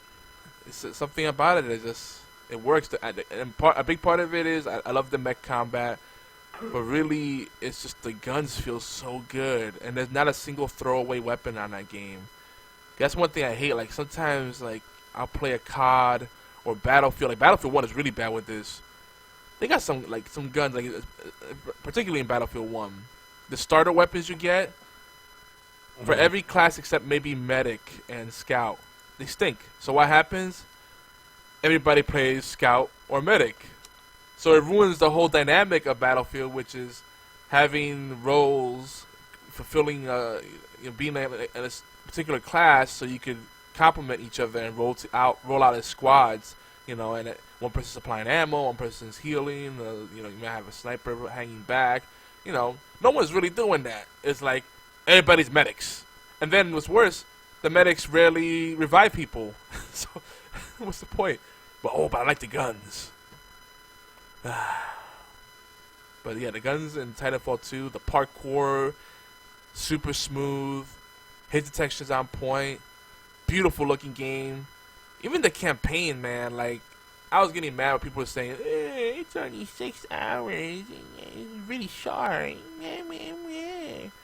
But it is a lot of quality. I'd rather have 4 to 8 hours of quality content in single player than have, 10 to 30 hours and most of it is fluff. They just drag it out. I don't need filler. Look, I eat food with filler, but I don't need filler in my games. I eat food with filler. I don't need WoW. Yep. So that's my thought on it.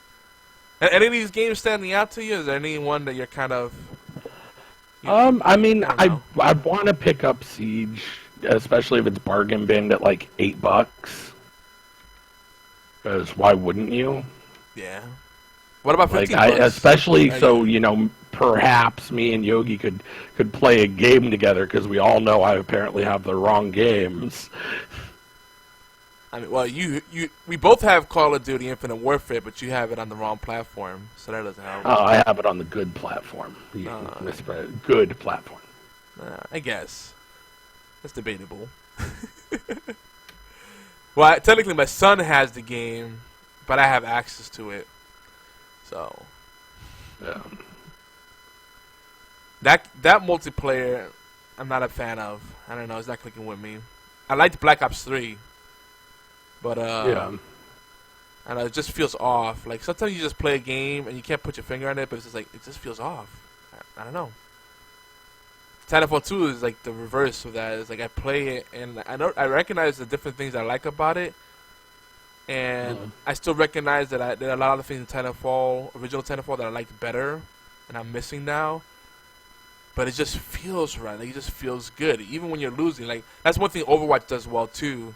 Like even when you're losing Overwatch, personally, I'm not getting frustrated. I'm still having a good time. Now Rainbow Six Siege, as much as I love it, when you have those losing streaks, it's very frustrating. I almost exclusively play ranked now, and especially when you have teammates that don't have mics or that are playing distracted, like they're listening to YouTube or listening to the radio or having conversation in the background, and they're not fully engaged. It's like, oh man, and they're throwing the match hard. We've had so many matches where, we'll be 3-0, and that's match point. You get 4 points, 4 round wins, and it's done. And then we'll go on a losing streak to lose 5 in a row. I'm like, how? And meanwhile, my back is hurting because I'm getting objective points. I'm getting at least 2 kills per round, and I'm like, okay.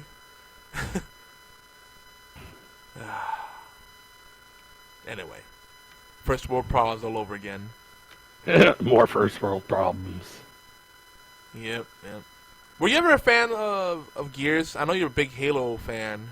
Did you ever get into Gears? I liked Gears, but here's the thing. I didn't like Gears for the multiplayer. I loved Gears for the campaign. Yep, I'm in that campaign. The campaign is so strong. Like, Horde mode, didn't care. Wait, you don't like Horde mode? It's not that I don't like it, it's just... Okay, so the reason I like Call of Duty Zombies, although in the end, eventually you all die and it happens, but you have Easter eggs and you have storyline. Horde mode is massive amounts of enemies for the sake of having massive amounts of enemies. That's true. There's no narrative. And then there's no ending except for eventually you all die. No, there's an ending. Wave 50 is the last wave. Oh, you can survive 50 waves and actually beat it now? Yeah. It's been like that since Gears 3. Yeah. And then, that might be worthwhile. Yeah. It's not an endless mode. I think they did have an endless mode at one point. Yeah, the first time it came out, it was an endless mode. Yeah, not now. Now it's very objective driven, and you get supply drops, and there's like crafting involved, and they add a lot more mechanics. There's different classes you could pick. You could be a scout, engineer, soldier. I forget what else. I usually stick to engineer or scout. And each class levels up individually. There's bounty cards you can get. There's a lot, and of course they got the loot crates. Cause everybody's looting loot crates. This Gears 4, I'm telling you, this Gears is probably the best Gears they've come out with ever, in my humble opinion. Like, I actually, at the end of the campaign, my jaw dropped, and I was like, "Oh snap! Did that just happen?" Gutsy statement. Yeah, I'm telling you. Because original Gears, people say is the best, right? But original Gears had a lot of flaws. Namely, the enemies were all bullet sponges. And it was less mechanically driven and more like, well, let's see how many bullets we get in there before they rush us. So it was kind of lazy in that aspect. But the story was great, right? Because you got to see the whole breakout of Dom and Marcus Phoenix for the jail. And you never really got the explanation of what happened there, like, until later on. and they're like, oh, and everything's coming along, right? Gears of War 4, it fills in a lot of the gaps between Judgment and this game and also the other games and the other movies. That is one thing I'll say. I never played Judgment. I think I got it as like a free with gold, and I still haven't played it. Just I have to play the it whole too. thing that what is it, Baird or Braid? Baird, yeah. Didn't click with me. Like I'm so used to playing Marcus Phoenix that I wasn't invested enough, I guess, in Baird. I didn't care. Well, Like there were other people I liked. I liked Coltrane. yeah. I liked the big Samoan dude from what was it, 2 or 3? 3, I think. Oh, And we all know what happened to him. Yeah. I almost forgot about Like, him. yeah, like he was one of my favorites, and then it was just unfortunate, you know. So you might have to ease into this Gears. I mean, the cool thing, you get all the previous Gears as part of like the bundle, just the standard edition, as digital codes, so you could claim them all or give them to a friend, whatever you want to do. And but this Gears, it is the new generation of Gears. It's new people, but they don't completely abandon. Like the way to transition it, fill in different gaps. There's a lot of like flashback type stuff. Like they talk about Emergence Day and why the cogs were kind of disbanded and a lot of stuff, man. I'll have to check it out. I think Obi picked up a copy of that. I believe I've seen you guys playing it. Yep. So, at some point, me and Obi will probably co-op through the campaign on Gears. Just so I can kind of see it and check it out. Yeah, we're going to go back to some of the older Gears for Retro Friday. At least the original would be perfect because that's this is their 10th anniversary. So they're celebrating that. There's another thing that's great. You know how they always have an event calendar for Gears and they're always coming out with new content. But this time around, they're ramping it up. Every month, 2 new maps will be released, and they're free for everyone. Season Pass holders get early access to them, of course. And they also get access to them anytime they want in any playlist they want, pretty much. So they can do custom matches and all that stuff.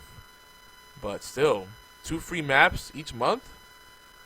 Yeah. Awesome. Last game I'm going to talk about, I know you got stuff to talk about. Happy Dungeons. If you ever were a big fan of Happy Wars. Yeah, I played a lot of Happy Wars, actually. Yeah, that's a game that people don't give a shot because they look at it and say, it looks like a kid's game. It looks stupid. It's actually really good. Happy Dungeons is the follow-up. It was pretty addictive. It is. But it's the follow-up to Happy Wars. And this will make you happy. Your rewards and your achievements, I think even your stats from Happy Wars transfer over the moment you load the game up. So you get, right off the bat, you get a ton of loot. Yeah, so they hook you in right away. And like the name implies, Happy Dungeons is more dungeon crawling style. It's more cooperative, but they still have the PvP that you know and love. So they have little boss battles, some mechanics involved with that. But they kept all the stuff that we loved before, like the happy packs and the happy coins and the happy joy. It looks very promising. So something we might be able to play together because that's free. Yeah. So what have you been playing? Pokemon TCG Online, tons of Call of Duty, Infinite Warfare. What's the URL for Pokemon TCG Online? I'm gonna write it down. I'd have to find it again. Hold on. It looks to be. Oh, it's on Pokemon.com /US /Pokemon TCG /play-online/.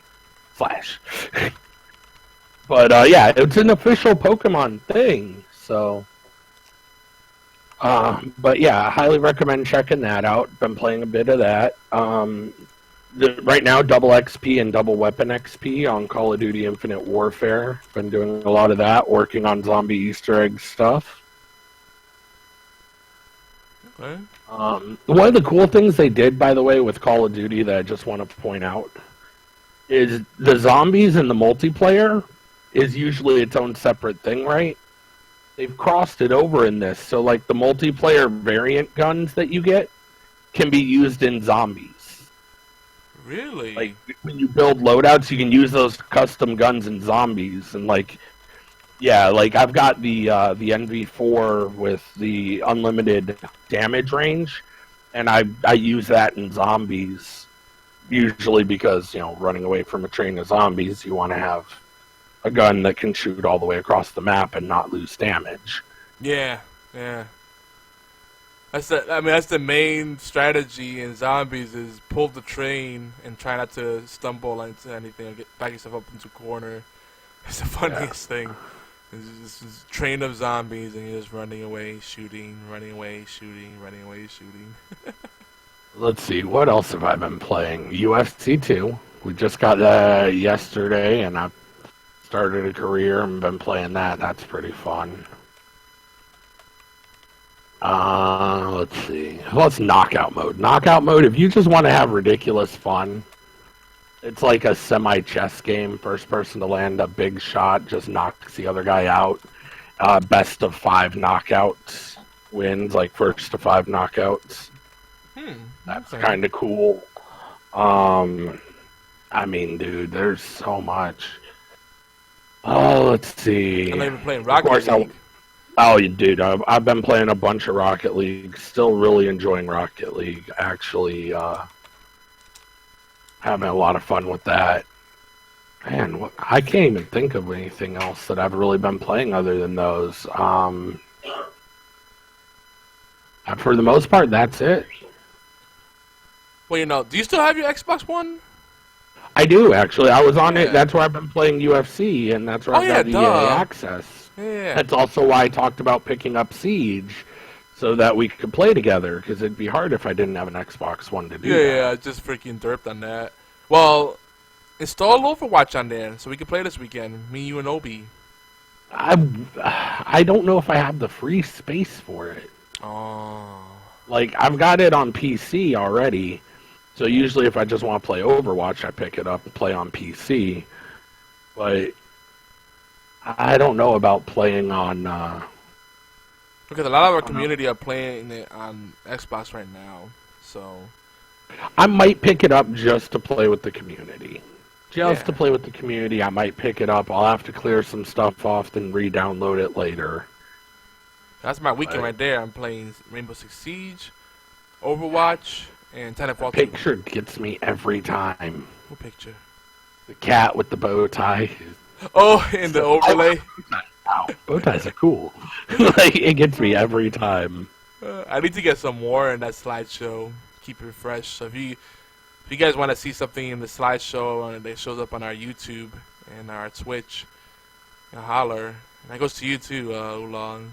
Get some good, maybe some more cats and bow ties. Yeah, like the cat with the bow tie. As long as that doesn't go anywhere, I'm good. I think I got one with the cat and the fez too. Oh my! You know, my family's already plotting for next Halloween. They wanted to put all the pets in costumes. I'm like, that is just cruel. But I can't help but laugh. Like one of the cats is gonna have the pirate costume, but this one has like the one hand on the hip. So I've seen that. I've actually seen it, like, in a lot of the cute animal Try Not to Laugh compilations. Like, they put it on the cat, and you see just a front-facing view of the cat walking forward. Yeah, it gets me every time. Because they make him look like they got little stumpy legs and tiny arms. Oh, my God. I mean, it's so mean. Unless your cat's really cool or your dog's really cool. Most pets that one, are like the one with the dog that has the little sneakers, and it like high steps because of the sneakers. And someone's playing like Jesus on my feet in the background. That one gets me every time. I can't help but laugh. I know what you're talking about too. This is how I spend my free time when I don't feel like doing anything else. Just watch silly cat and dog videos. Oh my Lord, the stuff people do to their pets. Like right now, one of my cats just loves going inside of tiny boxes, and she's the biggest cat we have, because she had a litter of kittens before we got her fixed. We didn't, fix her in time, but now she's just gained a lot of weight because she just eats and sleeps. And it's funny too, because she's really active. She goes outside and climbs trees. She's the only one we let go outside. Like, she chases birds and everything, but when she winds down hard, and she finds this one box that I leave there for her now. It's a tiny little box that could hold maybe a couple of Xbox One games side by side, and a couple of stacks of them. And she squeezes stuff in there, and then I'm like, I look over, and I'm like, she's just a contortionist. Like, is that comfortable for you? Like, curled up in there, like, sleeping inside of a box. And then she closed the lid on top of herself, too. Well, that's the only way to keep the light out. That just seems logical. Oh, man. I tell you, cats have it great because they can sleep anywhere, anytime. And they're out cold, too. Like, boom.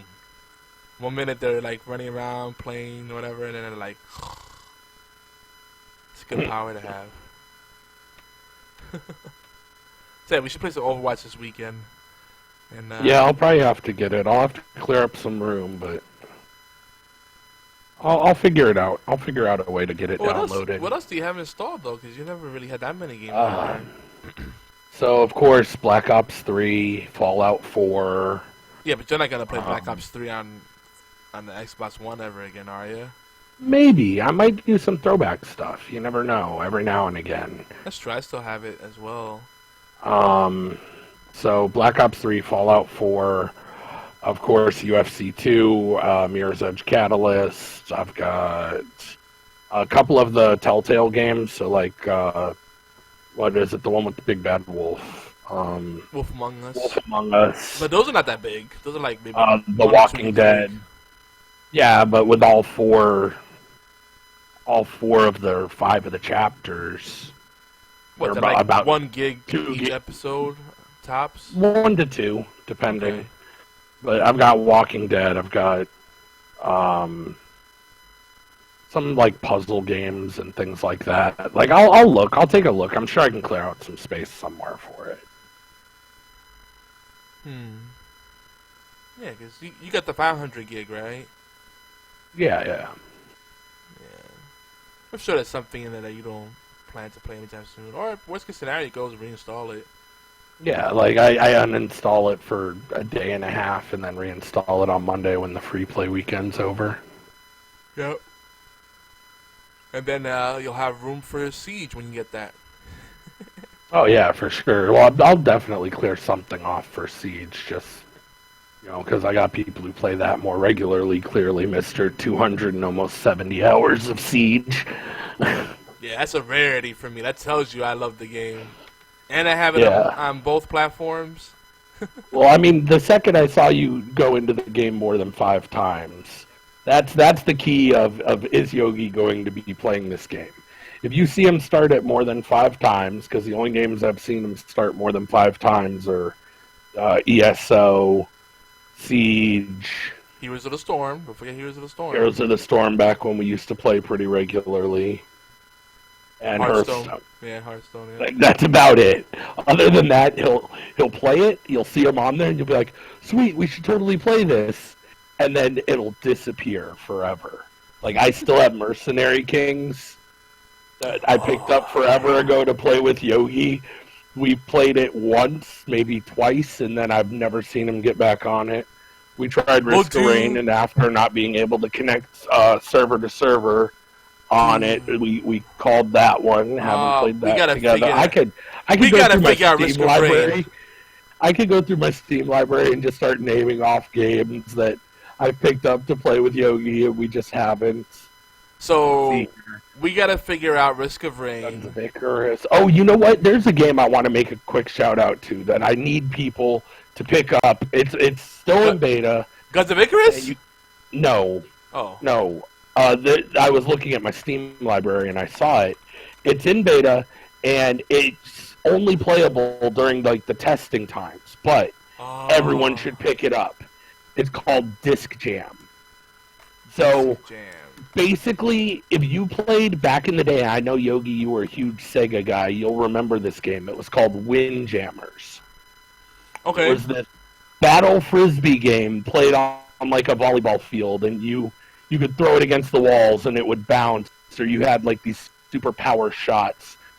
Disc Jammers is a 3D modeled, better version of it, created by this awesome indie developer company that basically created a new version of Windjammers called Disc Jam.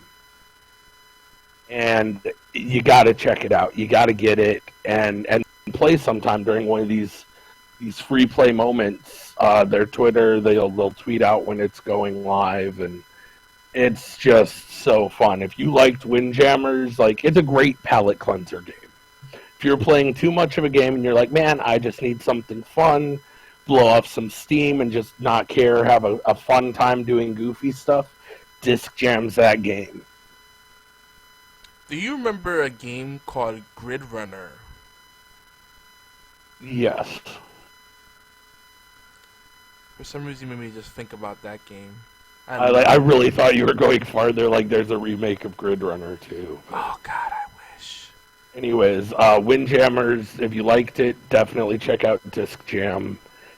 It's really just absolutely fun. You can have so much fun. The only reason I even knew about it is I watched Up, Up, Down, Down, and they did a play date with the developers. Like they played and brought in fans, and were playing Disc Jammers, doing like a verse of the people tournament. That was really fun to watch. And I loved Windjammers back in the day, so when I saw this, I was hyped. Speaking of games like this that are good palate cleansers, we need to play some more speedrunners. Yeah, I've got speedrunners. Haven't played that with Yogi in I don't know how long. Yeah, we used to play that like crazy. Dude, it's still super fun. Like Incredible Adventures of Van Helsing. Played once with Yogi, never played again. I'm making a list. Like, bro, I'm stretched. Like I said, I can go through my Steam library and just rattle games off. You never got The Division on PC. Yeah, no. So you get a pass on that one. Did you ever get Dungeon of the Endless? Not on PC. I think maybe not. No, it was Hands of Fate I was thinking of. No, I never picked up Dungeon of the Endless. Oh, Double Dragon Neon. Played once with Yogi, never played again. Oh, yeah. Well, remember, I had a problem with that, remember? Yeah, you had, like, the best visual glitch ever. I fixed it now, though. So let's see. We'll have to do a Retro Friday when you can clear up your schedule, and it'll just be cooperative games that are retro style or, like, actual retro, like classics. Skullgirls. Skullgirls. I think they said Go Girls. I'm like, yeah, Go Girls. Skullgirls. Yeah, like I said, I got a bunch of games I picked up to play with Yogi. He got on them once and we played, or in the case of Skullgirls, we've never played against each other. If you don't see him get on a game 5 times, he's not going to get back on it. Let's pencil it in tentatively. Well, all of those games except for Double Dragon Neon, I've played more than 5 times. I promise. Risk of Rain. It's not with friends. Oh, no. Risk of Rain, I played a lot. Risk of Rain, the multiplayer used to work fine. Then I did one update and they broke it. Mm-hmm. And then hopefully they've fixed it now, because it's been a while since we've tried. Yeah, that game we definitely have to play. This weekend, no, but anytime this week, or ideally for Retro Friday, let's do it, because I love that game. I will see what I can do for clearing up Friday, and potentially this Retro Friday we will do a bunch of just random games, switching between games we need to play, starting probably with speedrunners. Yeah, so speedrunners, we just have too much fun playing that. Yeah, and it's a quick and dirty game too. So see, while everybody else is trampling over old ladies to get a TV for $10 off, we'll be playing retro-flavored games. Yeah. Retro Friday. And please, don't trample over old ladies. Or don't trample over anyone, just to save a few bucks. Hopefully I'll be getting a copy of Siege for us to play as well. Yeah, because that game, we're definitely committed to it. We got a bunch of people we play with every day. That's definitely a mainstay. I do want to get more Heroes of the Storm action going again, though. I love that game. There's a lot of games that I love. Have it. Yeah, and don't get me wrong, there's a lot of games that I love, but it's like, where are people playing right now? And that's where I drift to. Like, I need more excuses to play Heroes of the Storm. You know, and Risk of Rain, Dungeon of the Endless, you know. Heck, even Guns of Icarus Online, that's a fantastic game. That's a good palate cleanser, too, because I don't see myself getting too competitive or serious with it, but it's just fun piloting airships and manning your stations and fixing things. Yeah. It's a good game. It's a really good game. It's very different. But, folks, that is all the time we have today. We actually went longer than I expected. This was going to be a short show, but we had a lot to talk about. A lot of catching up to do. Full show it is. Yep. But I want to shout out Stan Farina, wherever you are right now. You're a busy dude, but we hope to have you back on the show soon. Of course, our friends over at TSC, Top Star Esports, including Oolong himself and OB1X2, who never shuts up about it. He said, have a Top Star day. Like, there was one day where all he was saying is Top Star this, Top Star that. I mean, some Top Star Edge. Yeah, no, I remember that. That was great. And, of course, our latest sponsor and awesome client, Puppet Farm, who has they have a video out called Trumpty Dumpty. It's a puppet show over on YouTube. Go over to puppet.farm. That's the website. It's not a .com. It's puppet.farm. Go over there, check out what they got. They got a holiday show coming up, and there's a rumor they might be doing an Elder Scrolls themed one, since people are really obsessed with Skyrim. So much so that they're buying it over like 5-6 times. Like, you played that game already, yeah, but this one has one extra the remastered. Pixel. Yeah, the remastered version. And the Xbox One version actually has access to all the mods, whereas the PS4 has like 5 mods. That's tragic. All because Sony thinks it's a security risk to open that up. Oh boy. This is why you do online gaming on PC or Xbox. Just saying.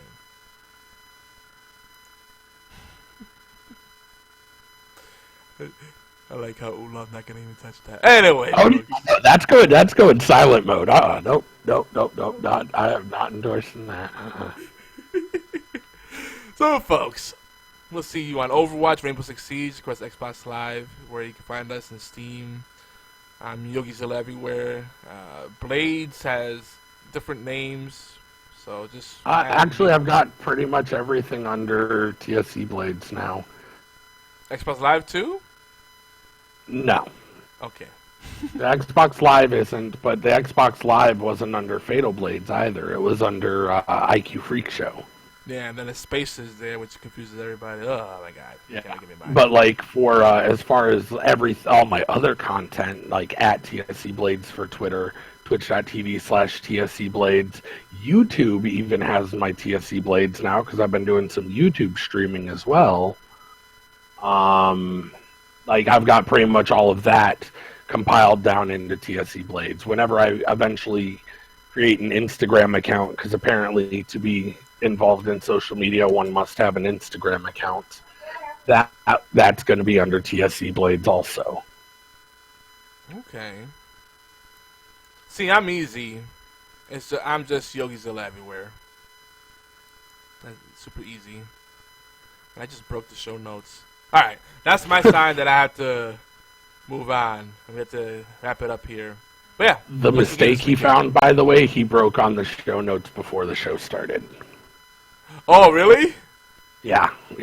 I noticed it before and figured I'd leave it to see how long it took. The exact time, folks, is 2 hours and 16 minutes since I noticed it. Thanks, Obama. Hey, you know what? And we had a whole show and we didn't talk about politics.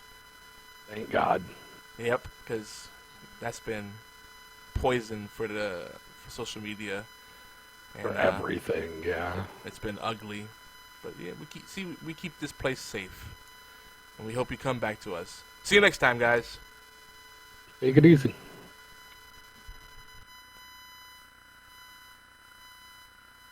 We thank you. We thank you for every crumb, biscuit and cake you bring to the table. Because Doctor Who belongs to all of us. What you bring to the timey-wimey tea time in your live chat participation, comments, likes, shares, tweets and voicemail, all of it means the world to us. Love, true love never fails. Do you like it? If you like what we're doing, well, tell us for God's sake. Shout it from the rooftops at geekyantics.net. Or call it in, 206-415-4987. That's 206-415-4987. That's it. Bless you. So long. And thanks for all the fish. Hold on, it won't be that long. Just a wee while. Because the timey-wimey tea time will be back. We'll return next Saturday with fresh insights, questions and epiphanies about Doctor Who. And heck yes, everything geek. Maybe same bat time. Absolutely the same bat channel. Every Saturday. Tiny, whiny tea time.